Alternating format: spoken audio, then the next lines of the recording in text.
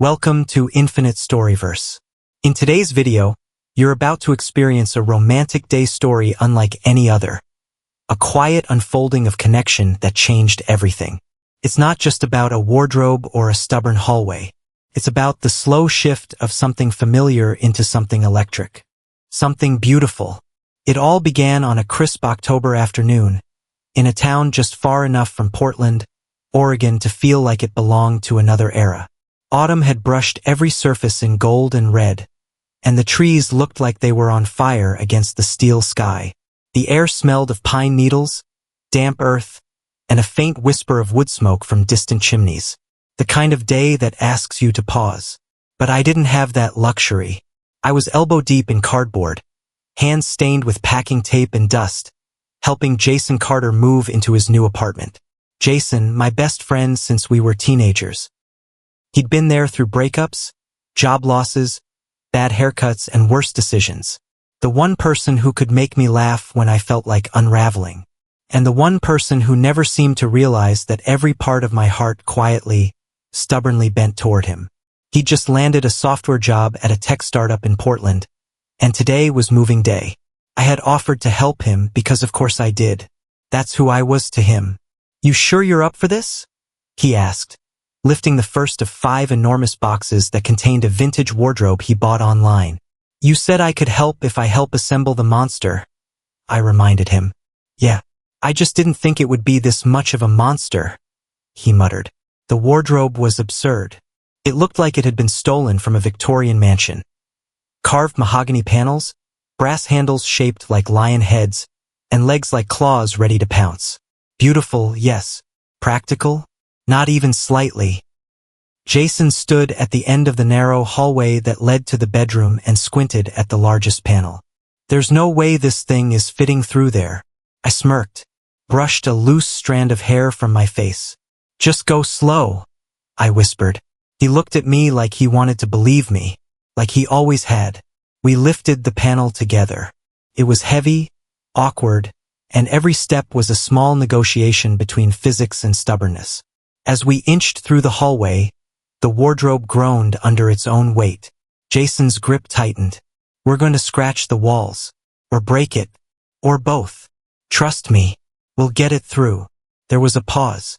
Something passed between us, wordless but weighty, as if something unspoken had stirred and made itself known in the space between the panel and the wall. "You okay?" I asked. "Yeah," he said through clenched teeth. "I just don't think this is going to work." "It will," I said, softer this time. "You just have to be patient." That seemed to still him. The moment was thick with a quiet tension. Not the kind that breaks you, but the kind that stretches you. We continued inch by inch. Our fingers brushed occasionally. And each time it happened, I felt that jolt, the familiar electricity of a touch that means more than it should. With a final push and a gentle pivot, the wardrobe slid into the bedroom. We both exhaled like we'd just completed a marathon. Jason leaned against the wall, smiling with relief and pride. "I can't believe we did that. Told you. Just go slow." Something shifted. Not just in the room, but in the air between us. Like a veil had dropped. We didn't talk about it, but it was there. We spent the rest of the afternoon assembling the wardrobe. Missing screws, falling panels, poorly translated instructions. Every little thing should have driven us mad. But we just laughed. When we finished, the wardrobe stood in the corner like it belonged there.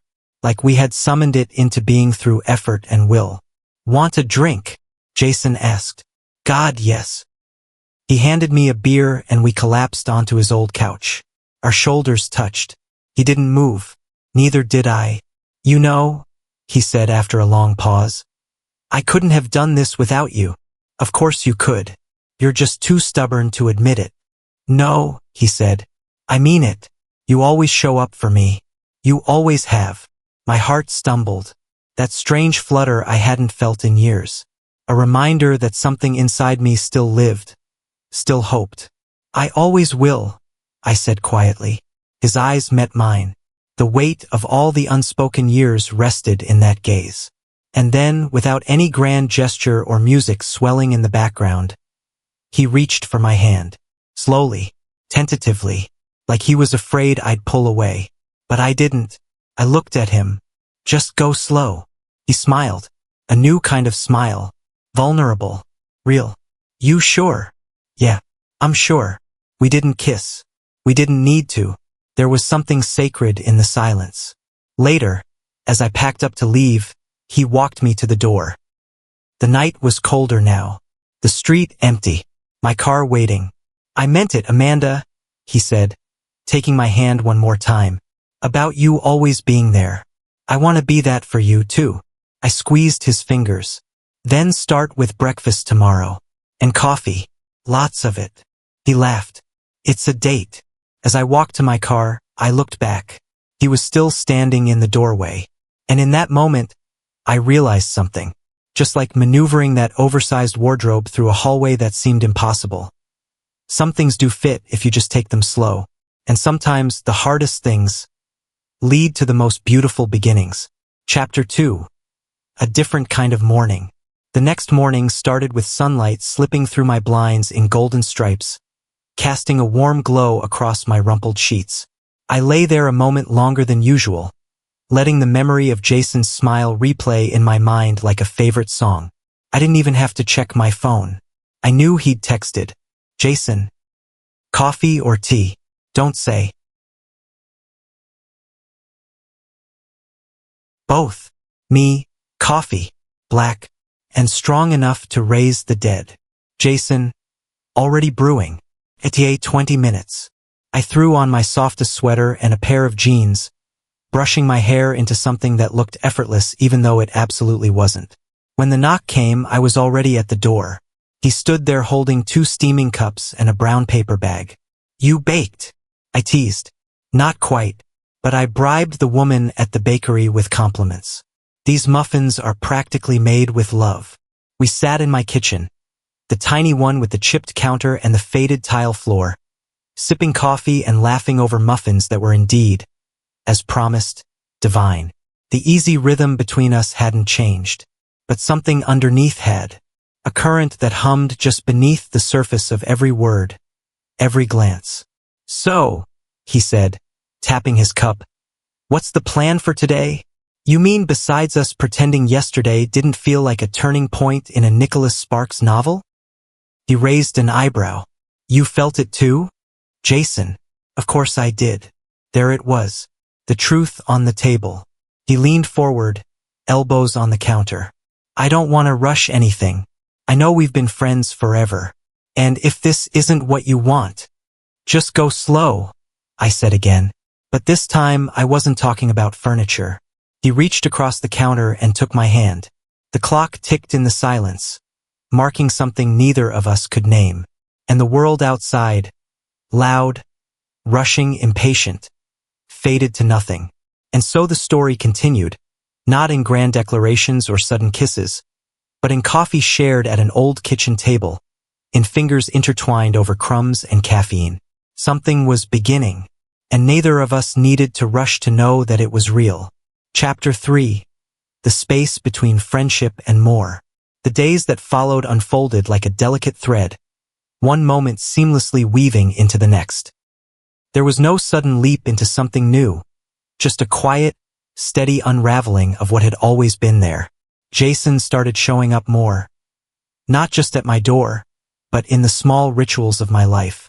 He'd bring over takeout when I had long days, help me reorganize my bookshelves even when I didn't ask, and sit with me in silence while we listened to music like we used to back in high school. One evening, we sat on my back porch under a thin quilt, a soft drizzle pattering on the awning above us. The scent of rain mixed with jasmine, and for a long time, neither of us spoke. Jason passed me a mug of tea, his fingers lingering against mine a little longer than usual. You ever wonder why we never talked about this before? He asked, his voice barely audible above the rain. I looked at him. Because it was safer not to. He nodded slowly. But now, I swallowed. Now, I think I'm tired of being safe. His hand found mine beneath the quilt. No words, just warmth. The next weekend, we went grocery shopping together.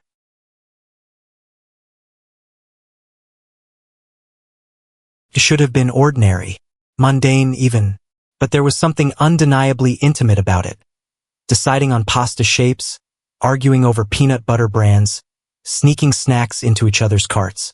We ran into an old classmate in the cereal aisle, someone who hadn't seen us since our teenage years. "You two still thick as thieves, huh?" She laughed, grabbing a box of cornflakes. "Or is it more than that now?" Jason glanced at me, a faint flush rising to his cheeks. I smiled. "We're figuring it out." And it was the truth. We were. That night we cooked together. A chaotic dance of sauce-splattered counters, wine glasses half full, and laughter echoing off the kitchen walls. At one point, Jason stood behind me as I stirred the pasta.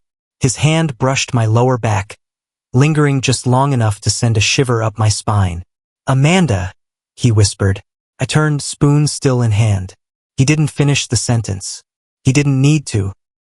Instead, we just stood there, the air between us heavy with something that had always been there but had never been acknowledged. A tension not built from discomfort, but from the sheer weight of want. "Still going slow?" I asked, my voice teasing but breathless. He chuckled softly. "Excruciatingly." I reached for his hand. "Good." We didn't kiss. Not yet. But it was closer. Closer than ever. The shift was everywhere now. In the way his thumb brushed mine when we passed the remote. In how my name sounded when he said it. Softer, like it carried new meaning. In the quiet spaces that once held only friendship but now buzzed with something deeper. One evening I had a bad day. The kind that clings to your skin and whispers all your insecurities back to you. Jason showed up with a pint of ice cream and his hoodie, the one I always used to steal in college. He didn't ask what was wrong. He just sat with me on the floor, our backs against the couch, and let me cry quietly into his shoulder. "I hate feeling like this," I murmured. "I know," he said, voice low, "but you don't have to do it alone. Not anymore." It wasn't a grand romantic moment. It was better. It was real. And when I fell asleep with my head on his lap and his fingers stroking my hair, I knew we were crossing a line we could never uncross, and that I didn't want to.